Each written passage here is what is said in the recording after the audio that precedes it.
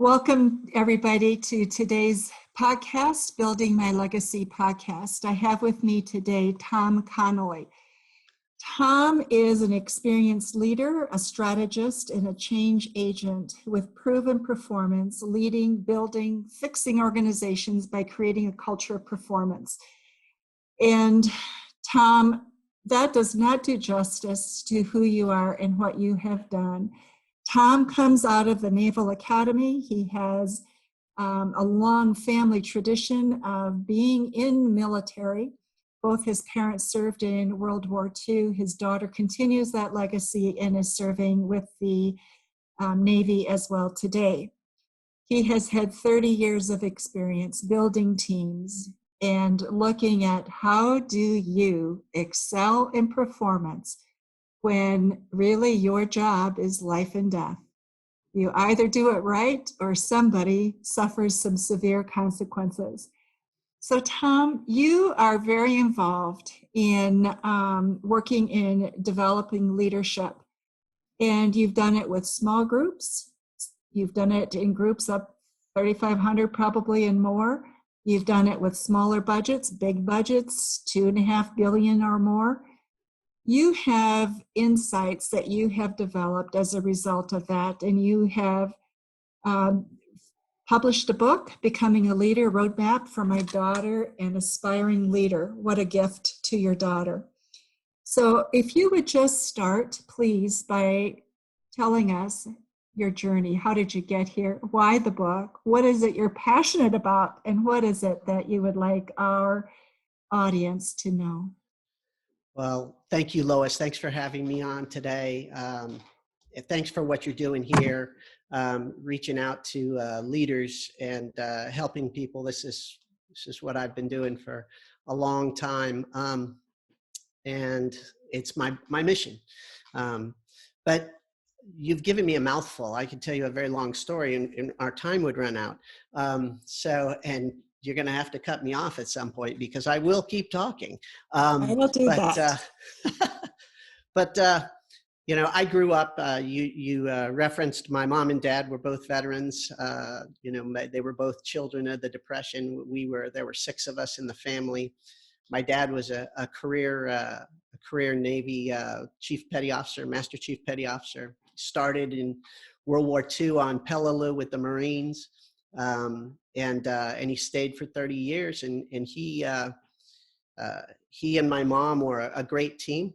My dad took all of us. He had 4 boys and 2 girls, and he took the 4 boys aside at one point and said, somewhere around the 7th grade, we're spread pretty far apart, and he said, listen, I'll take care of you while you're here, but if you want to go on, you want to go to college, you are going to have to make your way. And so you need to do well in school, scouts, sports, and church. And I said, okay, so school, scouts, sports, and church. That's where our focuses were. And we didn't move a lot when I was young, but my dad and mom moved a lot when my brothers and sisters were young, and and we became a very tight-knit group. And my dad was deployed. My mom was chronically ill with asthma, and she died when I was 12. But my brothers and sisters ran the house pretty much, and they became my mentors. And my dad was the icon. My mom was while she was around, she was the patriot. And my brothers mentored me, and my dad was the icon. This is the example. And so I grew up, and by the time I was 7 years old, I could cook and clean and sew on a sewing machine, and I knew how to do a lot of things. And my dad would always say, give it 110%. Whatever you do, give it 110%. So by the time I was thinking about high school, college, etc., I was looking at my brothers, and 2 of them had gone to the Naval Academy. One was a Marine officer, having gone through NROTC. And I said, I want to be like those guys. I'd been following them around my whole life, playing baseball, whatever it was, in scouts and all those things. And so I knew what the path was. my dad used to say, by the time you left for the Naval Academy, son, you had spent 17 years as a seaman apprentice. The word apprentice strikes a note, and I didn't really realize what that meant until I really started writing this book. Um, so, but what had happened was I had been apprenticed into the idea of leadership. All of these things, my dad would say, whatever you do, you're going to lead. And so I saw where my brothers went. I saw what they wanted to be and do. And I thought, I want to do that. So I went off to the Naval Academy, but at the Naval Academy, I realized that hard work wasn't enough. I needed to learn how to work smarter too. And what I really identified was this cycle of study, action, reflection, and refinement. And I said, because everything you do in the military, that becomes a standard. Wherever you go into a new job, you're standing on a new set of yellow footprints in front of a new platoon or a new battalion or whatever it is, a new desk job. And you don't know that job until you're in it. You know what it's supposed to be. You know what it might look like. You know how it was maybe in somewhere else where you did it, but every organization has its own life cycle, its own culture. And that's just true in the civilian industry. It's also true in the Marine Corps. And so there's these, some people might call them microcultures, but every organization has its own life, its own heartbeat. And so here I am at the Naval Academy, and I'm learning this.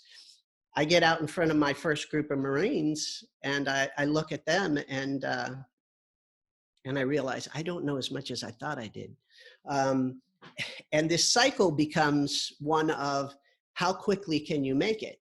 How quickly can you do these things to learn from your mistakes so that you can move forward? So if you're doing those things and you're learning these things, you're not learning them all from a book.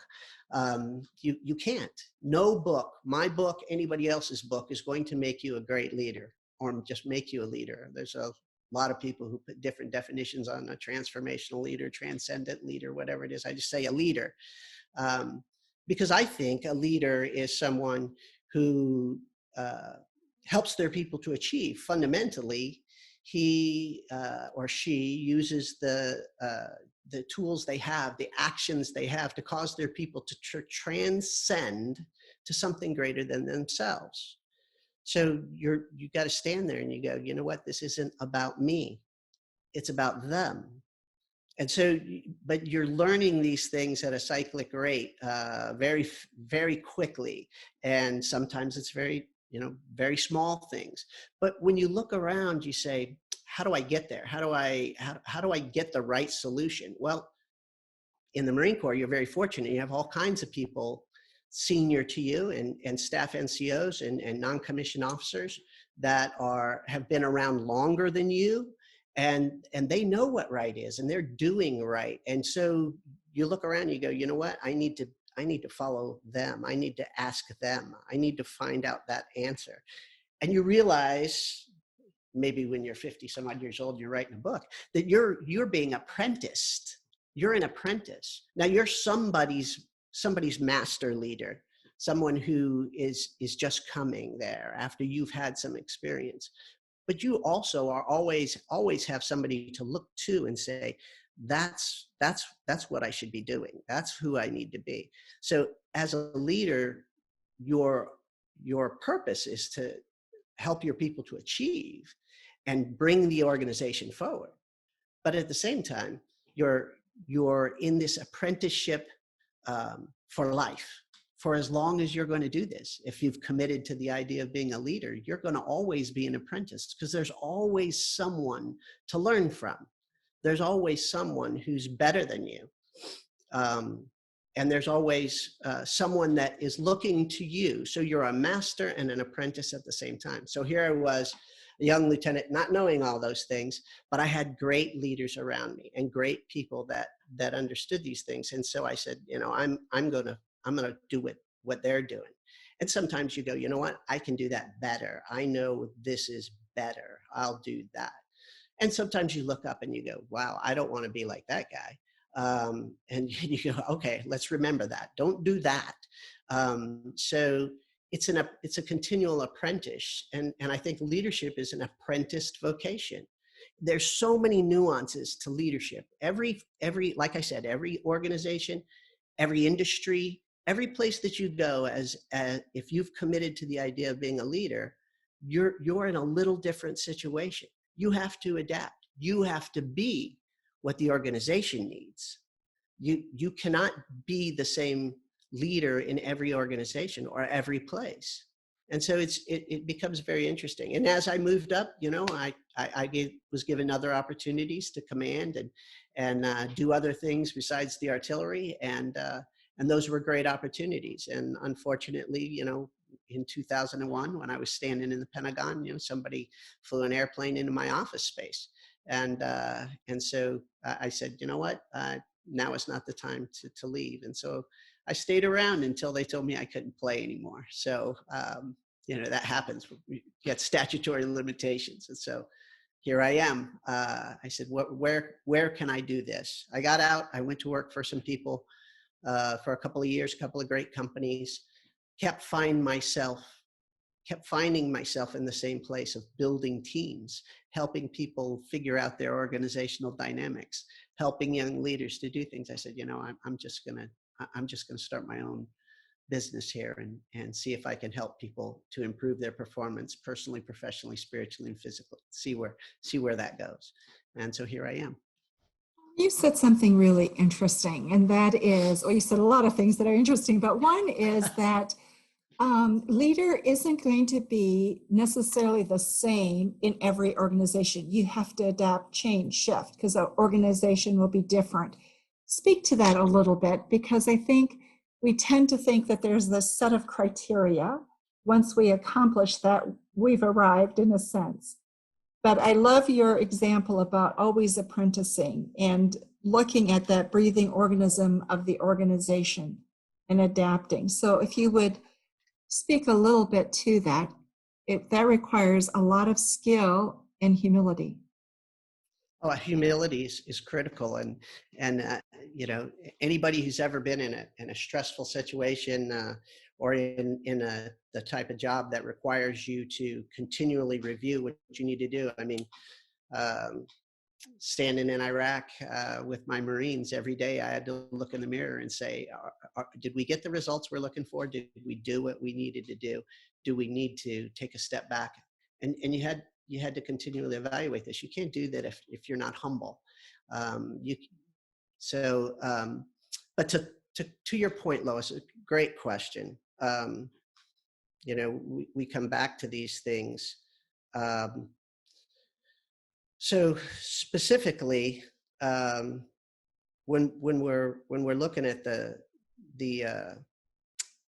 this apprenticeship, et cetera, or developing these characteristics, there's you, and then there's the organization. And so, you have who you are. You have to know. You have to know what you believe. You have to know what your underpinnings are. I don't believe that you change your character with every job that you have. You can't do that. You have to know what you believe, what your basis is, what are your highest values in life. What are those things that drive you forward, and not only drive you forward, but cause you to make rational decisions, and evaluate where you are at any time of the day, or any situation that occurs. Sometimes you're offered a position, and that position is counter to what your highest values are. If you're going to take a job that is going to be counterproductive to your family, and your family is your highest value, then don't take that job. Now that would all be in the circumstances of all the things that support that. God love my wife. She has followed me around for 27 years, and, fantastic woman, a nurse.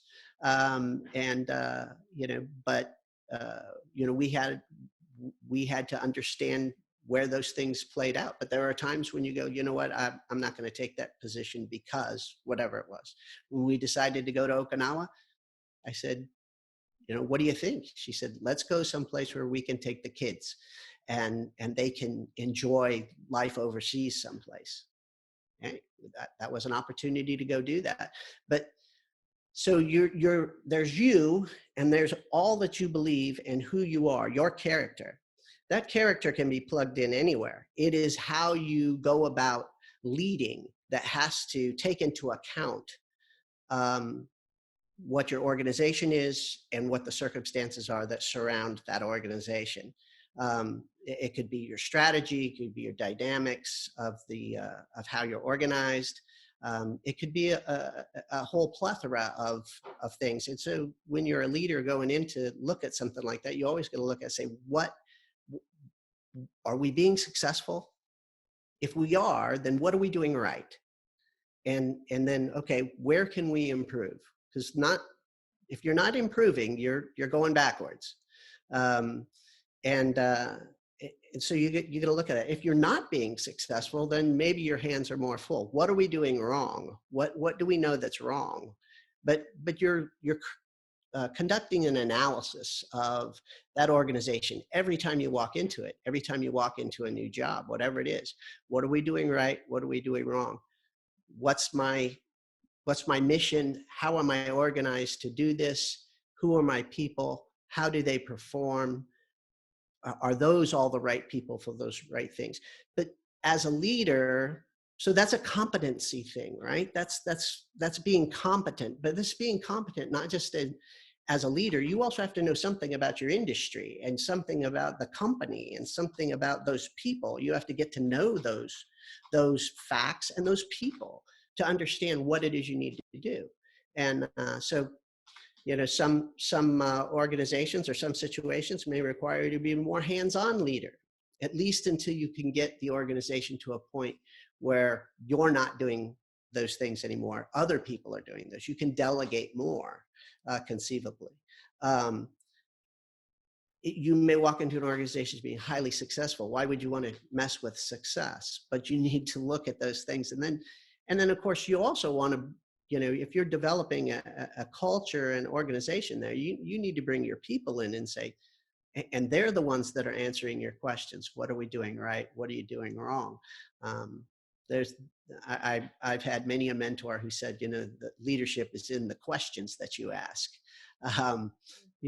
So if you ask good questions, you'll get good answers. If you ask bad questions, you get bad answers.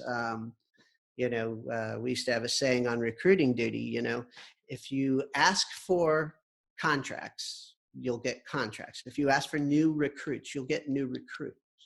If you ask for phone calls, you'll get phone calls, right? So that means the recruiter will spend all his time making phone calls, not thinking about or trying to bring in a new recruit.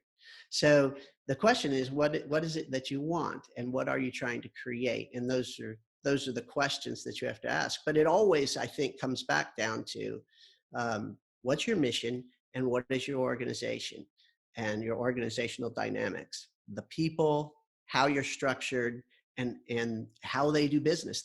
Sometimes it's processes. But so you have to develop these two pieces as a leader. You develop your character fundamentally, and you have to develop that on top of that those leadership tenets and ideas that you take forward, no matter where you go. Those are your, integrity. Things like integrity and ethical conduct and those kind of things are fundamental. They don't change when you go to someplace else. But you also have to be competent in whatever it is you do. If you're a CPA, then you're highly competent as a CPA. If you're in the IT industry, you obviously need to know about IT and how those things and how your industry works. So you have to develop both of these things. You can't ignore one or the other.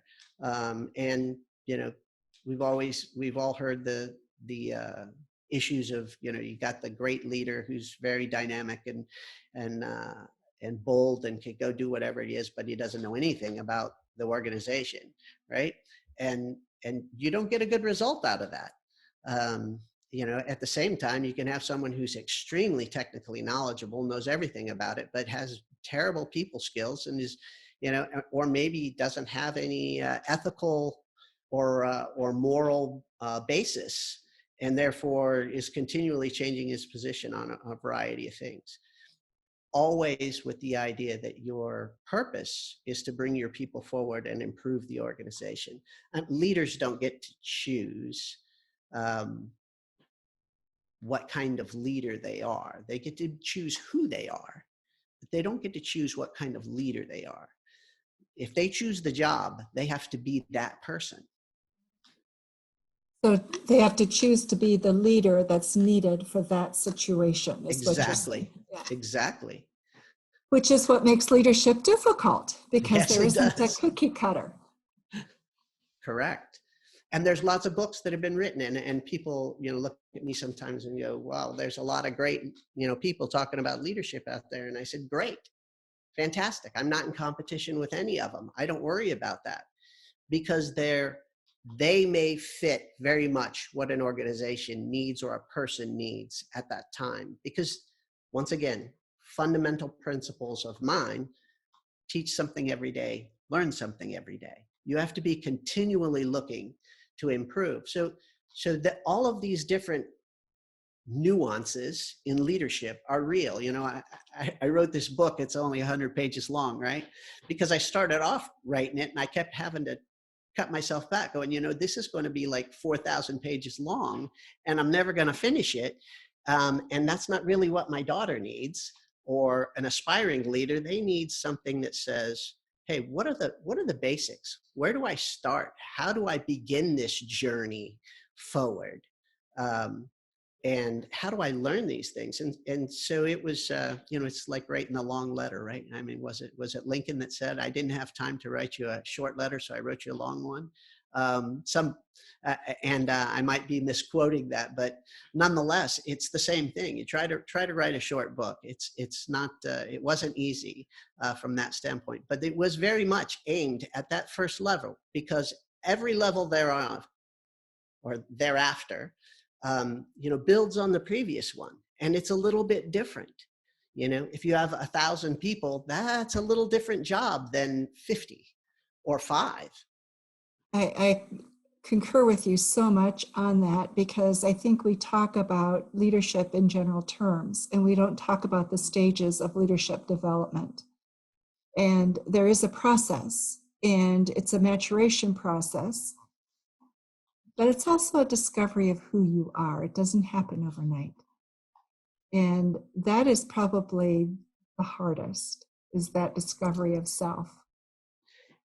That is where I think it's most important. I heard somebody say the other day, and it might have been on one of your podcasts, that everybody needs a coach. And I think that's completely true. Now, not just because I'm in the industry. In fact, I didn't start off thinking I was going to be a coach to anybody. But the idea that, it goes back to that apprenticed vocation, someone who can show you what right looks like, and someone who is the example of how you get from here to there. Someone that says, hey, you need to work on this. You need to work on your writing skills. You need to be better at this technically. You need to think about that from a standpoint of what your values are. These are things that, a master, your mentor at the time can show you. And every one of these guys isn't a guy that you have to go, or a gal that you go up and say, I want you to be my mentor. Maybe not. Maybe they're just your boss, and you're looking at them and going, wow, you're really good. I just want to do what you're doing. I learn it. Yeah. Right. You talk about sometimes leading and managing, guiding performance in peacetime being more difficult than during crises. I'm going to speak with that a little bit. Yeah, I had never really thought about, that's a great question, and I appreciate it. I had never really thought about that question until somebody asked me, because I've led Marines in Iceland and in northern Norway and overseas and in combat a couple of times. And so, but when you're in those places where you have a crisis, everybody kind of knows what the crisis is. Or you have a challenge. Everybody knows we have to take care of that, whether that's the enemy over there. So when you say, here's the mission, everybody has a kind of a common understanding and a motivation to take care of that because there's a threat. And so leading in that situation it comes down to your technical skills in what you do, right? If it's a financial problem, then your guys that are really smart in finance are going to be leading your show or helping you lead that show. If it's a military problem, then it becomes one of tactics and techniques and procedures, doing it what you're trained to do, and that may be the case.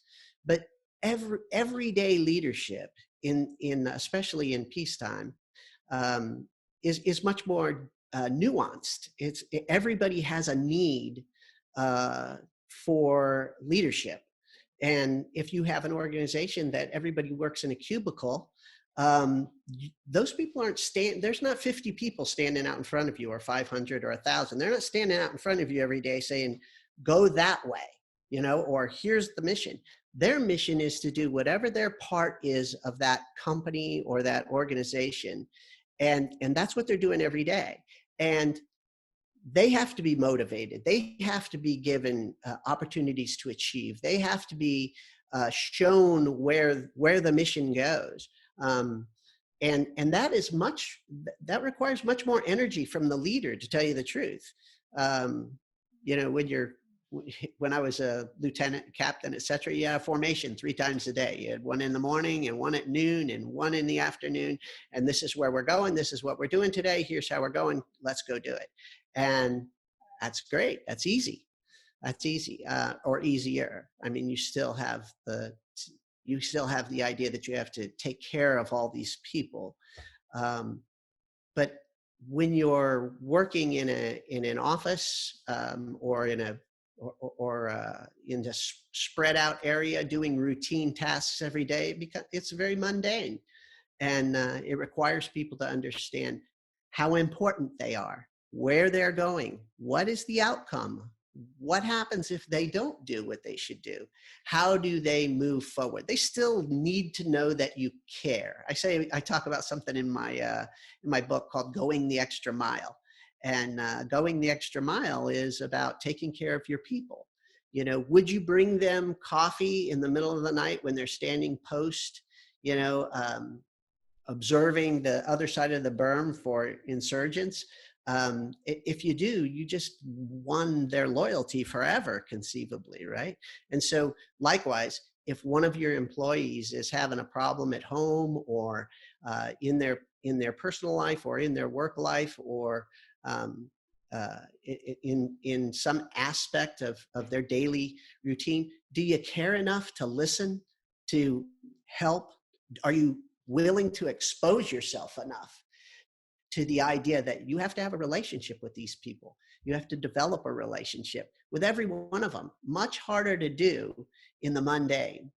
When you're out in the dirt and you're living in a crisis someplace, and you're all sharing that space together, those are relationships that run very, very deep. Veterans take care of veterans, and I used to tell my Marines, listen, when you get home, stay in touch with your buddies, because nobody saw the same war that you saw. What you saw was right here, and the guy sitting next to you saw pretty close to the same thing. But the guys that come a year from now or were somewhere else, they didn't see it exactly the same way. So continue to share those relationships. Those are things that are strong and help you to deal with some of those things. But it's true in the civilian world as well. People are everything, aren't they? Tom, this has been fascinating, and our time has gone really, really fast. Last thoughts that you want to leave with the audience, things that we haven't covered, that you're passionate about, that you think are so important. Please share your wisdom. I would just summarize here and say that leaders must be what their organization needs. You have to make a commitment to it. Being a leader is a commitment to a lifestyle, to the way you're going to do business. Yes, you have to be technically competent in your industry, but you have to be the person and that causes your people to want to achieve, to move forward. And that means that you have to be what the organization needs, what your people need, not who you want to be. And that's the tough part. That's the tough part.